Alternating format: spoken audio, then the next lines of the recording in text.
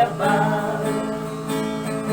You could know everything there is to know about life here. Still you know nothing until you know the love of God. Until you know the loving hands that reaches down to a fallen man and lift him out from out of sin where he has grown.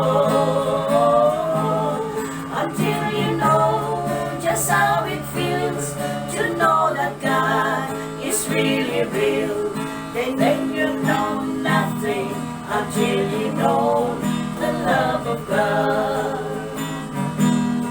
If in this lifetime you could meet everybody, if you could call every name from here to yon, but if you're not face to face with Jesus and His saving grace, then you know nothing until you know the love of God. Until you know the loving hands that reaches down to a fallen man and lift him up from out of sleep where he has drowned.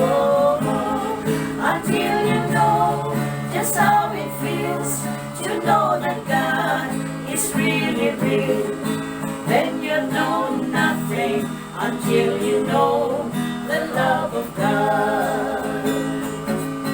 Until you know the loving hands that reaches down to a fallen man and lift him up from out of sin where he has grown. Until you know just how it feels to know that God is really real, then you know nothing until you know the love of God.